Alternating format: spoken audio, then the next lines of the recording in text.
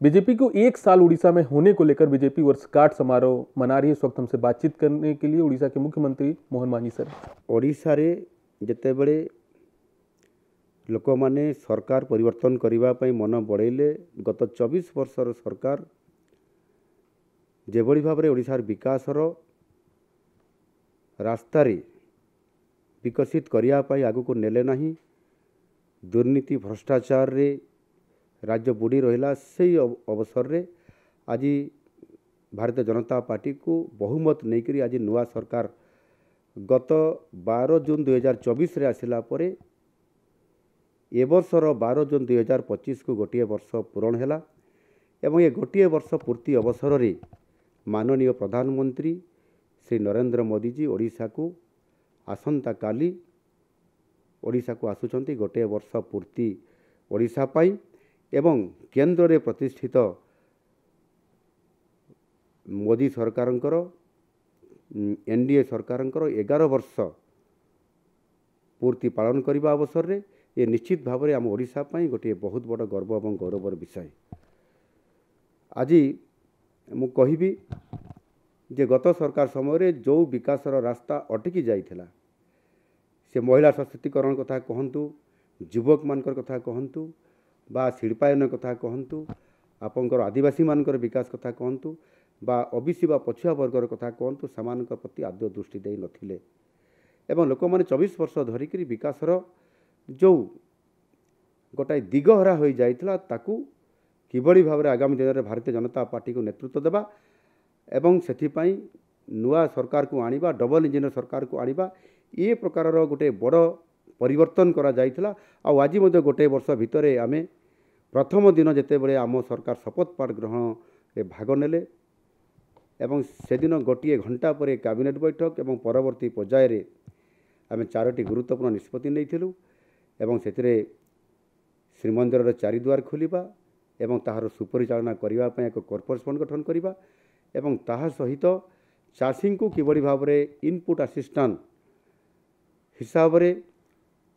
धानर quintal प्रति 3100 टंका प्रदान करिबा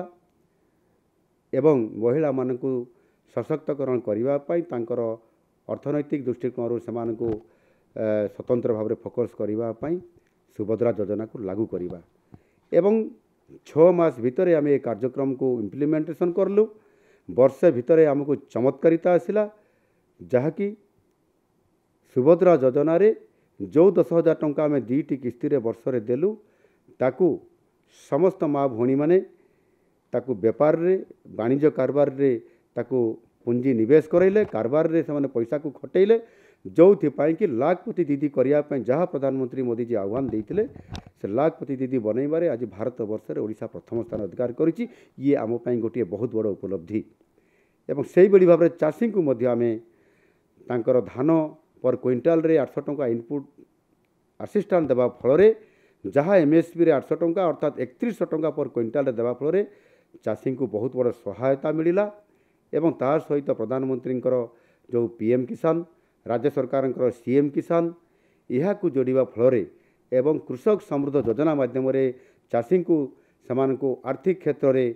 चाष काम स्वतंत्र भाव में सहायता प्रदान करने कारण आज चाषी चलित वर्ष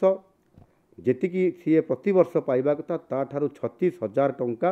अधिक आय करि जहाँकि चाषी गोटे भल खबर। आगामी दिन में चाषी तार आय रे द्विगुणित करने सहित बहुगुणित करिपारिबो एवं अर्थकारी फसल उपरे मध्य ध्यान देव। आगामी दिन में चाषी निश्चित आगु जाई परिबो। एई बड़ी भाव में अनेक गुरुत्वपूर्ण पदक्षेप नेबा शिक्षा क्षेत्र में जातीय शिक्षा नीति 2020 को आडप्ट करवा एवं से पीएम श्री पीएम पोषण ताहा सहित मध्य आमे गोटे गोटे प्राथमिक विद्यालय रे शिक्षार गोटे मॉडल आनिबा पई गोदावरी आदर्श प्राथमिक विद्यालय प्रतिष्ठा करवा ये निश्चित शिक्षा क्षेत्र में गोटे वैप्लविक परिवर्तन आनिबा आगामी दिन में। से बड़ी भाव में स्वास्थ्य क्षेत्र में आयुष्मान भारत को गत 6 वर्ष धरिक राज्य सरकार पूर्व सरकार लागू कर आम सरकार आसिला परे आमे ताकू आज लागू करिछु। 3,50,00,000 लोकंकु आमे तांकु जो आयुष्मान कार्ड आज जोगे देउछु। देशर 29,000 विभिन्न सरकारी और बेसरकारी हॉस्पिटल रे पुरुष माने 5 लाख महिला माने 10 लाख एवं आयुष्मान वयोबंधना योजना 70 वर्ष ऊर्ध्व वृद्ध वृद्धा को 5 लाख टंकार निःशुल्क विभिन्न हॉस्पिटल रे तांको सेवा जोगई देवार बहुत बड़ कार्यक्रम आज ओडिशा नौची नुआ सरकार आम सरकारंकर लोकंक प्रति जेभली भाव उदारता एवं सेमानकर सहित संपर्क प्रतिष्ठा करिसेंती। मु 30 जिला को गोटे वर्ष भितर